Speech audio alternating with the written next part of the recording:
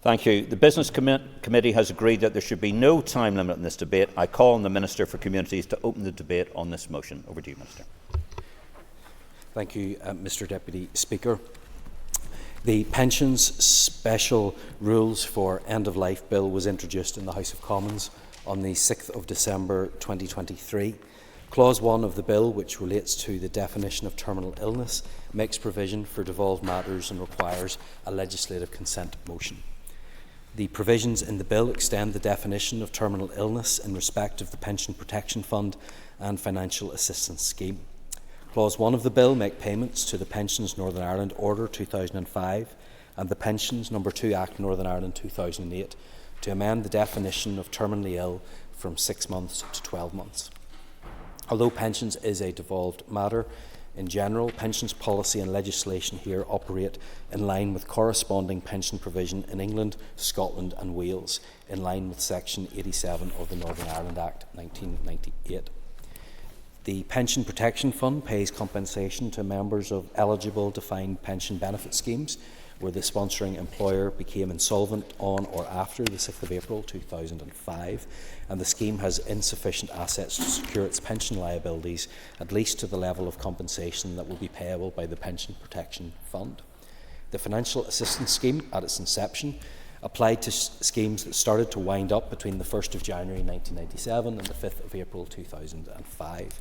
Since then, it has been reviewed and extended both in terms of its coverage and the amount of assistance that it pays.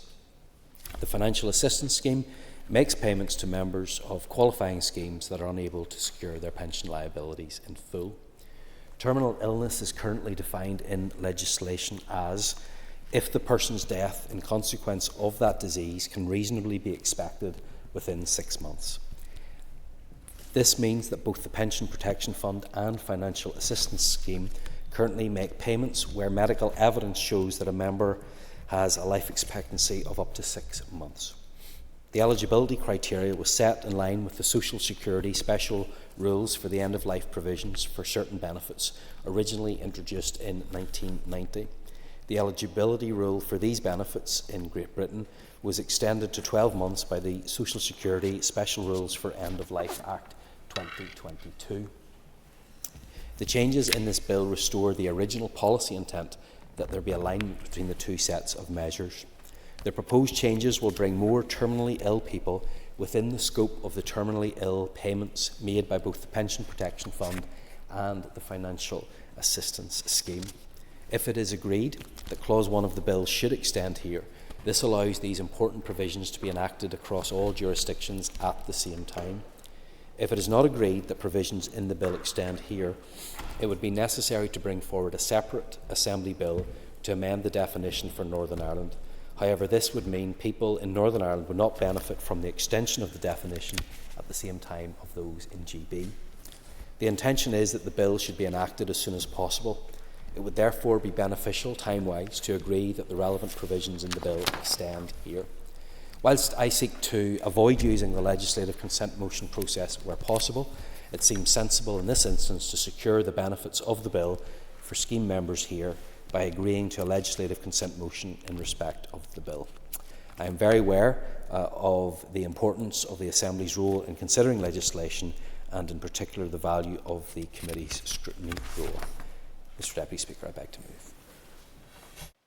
Thank you. Colin Gildernew. Last Concordia, the committee received the draft motion and correspondence on the 5th of March, and we received a briefing on this LCM by departmental officials at our meeting on the 14th of March. Members were informed about the scope of the main bill, amending the definition of terminal illness in the Pensions Act 2004 and the Pensions Act 2008, so that people with a life expectancy of up to 12 months can receive terminal illness payments from the Pension Protection Fund. We were told that the bill also amends the Financial Assistance Scheme Regulations 2005 to ensure consistency across the PPF and Financial Assistance Scheme landscape. Committee members heard that this move to extend the terminal illness definition to 12 months will ensure that affected members of the Pension Protection Fund and the Financial Assistance Scheme will be able to receive payments at an earlier stage in their illness, receiving the financial support they need at a very difficult time in their lives. The need for the LCM relates to the fact that the Pension Protection Fund and Financial Assistance Scheme both operate here and in Britain.